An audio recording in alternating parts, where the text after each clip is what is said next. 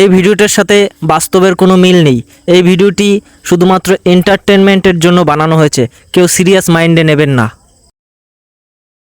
হায় রে চোর, কি চুরি করলো চোরে, যার জন্য গাছে বেঁধে গণধোলাই দেওয়া হলো চোরকে। শুনলে আপনারাও অবাক হয়ে যাবেন, এই চোরে কি চুরি করলো। এক গৃহস্থের বাড়িতে ফুল চুরি করতে গিয়ে এক যুবক হাতে নাতে ধরা পড়লো। স্থানীয় সূত্রে জানা যায় যে ওই গৃহস্থের বাড়ি প্রায় ফুল চুরি হতো। কথায় আছে না, চোরের 10 দিন গৃহস্থের একদিন, সেরকমই এক কাণ্ড।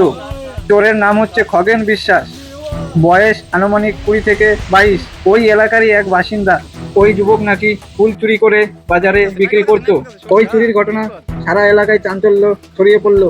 ঘটনাটি ঘটেছে 17 দাগ এলাকার ভোগনা বাউরের সন্নিকট কচুবাগান থানার এলাকায়। ওই চুরির ঘটনা শুনে রাস্তাঘাটে লোকেরা আজে বাজে মন্তব্য করছে।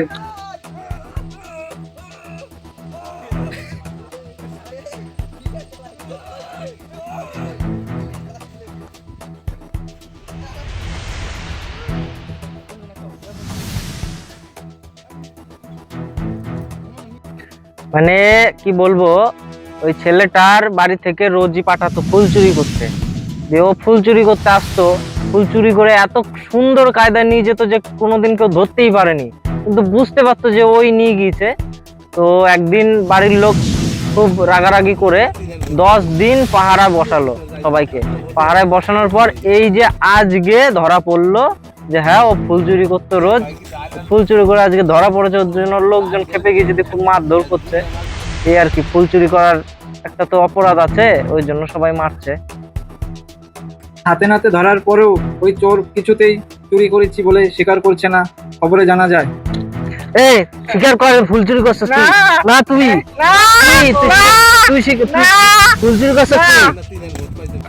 মানে ওই ছেলেটা তো একটু মানসিক ভারসাম্যহীন, কথা বলতে পারে না, ভালো বুঝতেও পারে না। ওর কথা আমরা বুঝি না, ওর জন্য খুব একটা মারধর করিনি, অল্পের উপর দিয়েই আর কি কোনো রকমে মানে আর কি কোনো রকমে বুঝিয়ে ছেড়ে দেওয়া হলো।